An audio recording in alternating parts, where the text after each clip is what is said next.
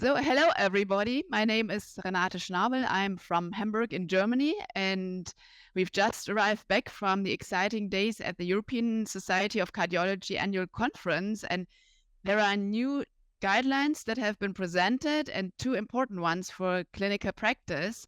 We would like to discuss those together with you over the next couple of minutes. This video is supported by Omron, and with that, I would like to hand over to Professor Alta Schutte, who will give you some insights on the hypertension guidelines. Thank you very much, Renata. Yes, indeed, it's quite exciting that the ESC released hypertension guidelines this year, and it's also a bit controversial with also the European Society of Hypertension guidelines released this year. But it's very important to discuss the fact that there's many commonalities between these two guidelines. One of the first ones I would like to mention is that both guidelines have the same diagnostic thresholds for hypertension, which is the same as major international guidelines of 140 over 90 millimeters of mercury.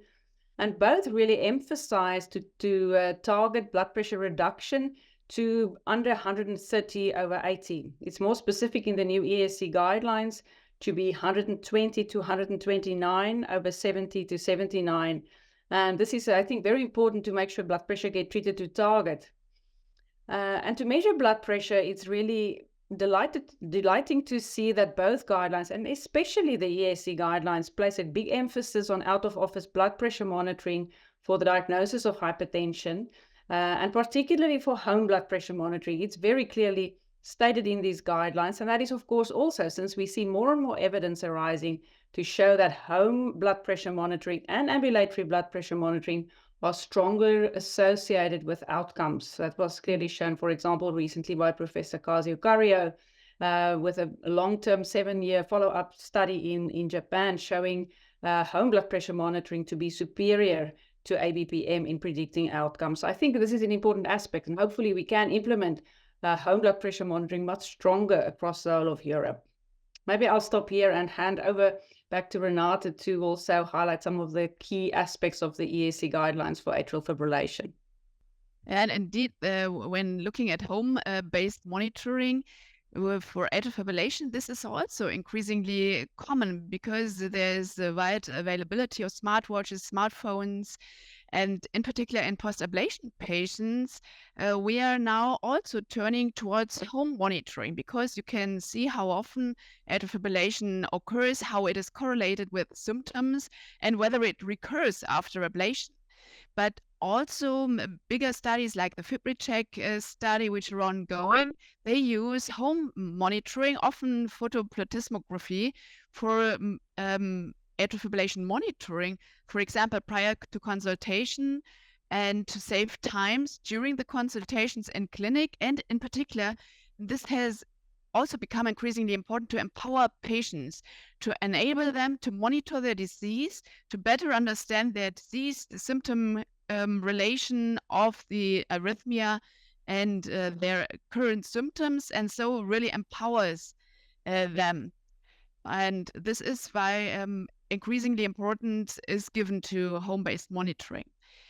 I like it that we also, of course, we adopted the recommendations for blood pressure from the blood pressure guidelines, and it's clearly a 1B indication that blood pressure lowering treatment is recommended in patients with atrial fibrillation and hypertension to reduce the recurrence and progression of atrial fibrillation and prevent adverse cardiovascular events.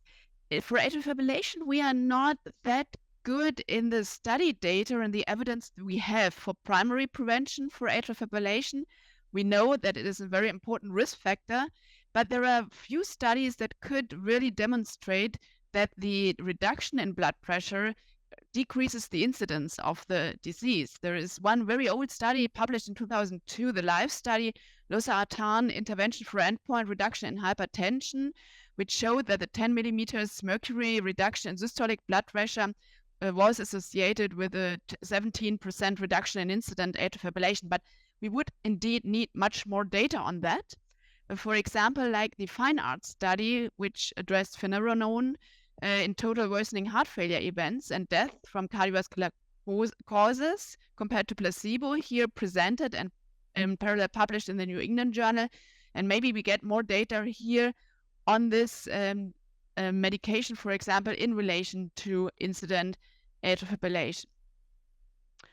Otherwise, important topic for atrial fibrillation screening is for atrial fibrillation detection and screening is new devices.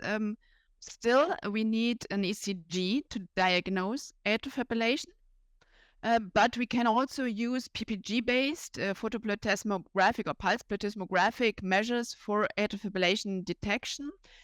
And you need to do, we know it from the stroke study, only 2 weeks intermittent monitoring. They did in more than, they enrolled more than 28,000 individuals, and half of them, they offered the intervention, which was a screening by a handheld ECG device, and they indeed could reduce heart cardiovascular outcomes.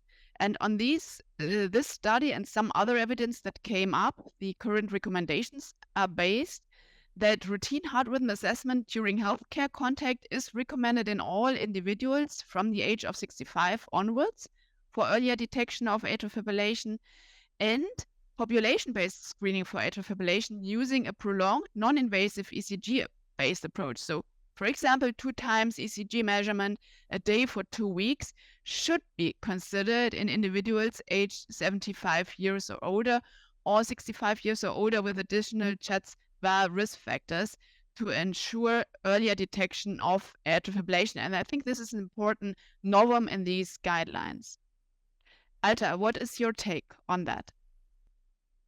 Yes, I do think it is quite exciting also that patients are more involved with the writing of these guidelines, because it's so important for patients to screen at home, as you've said, both for atrial fibrillation and for blood pressure, indeed.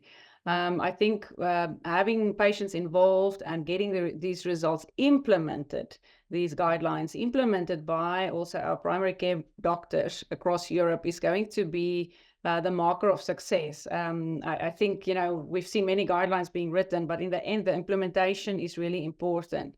So we really think awareness for patients and awareness for doctors in primary care, primary practice, especially in terms of hypertension, I think that's paramount to ensure that we can make a difference and improve control rates and detection rates.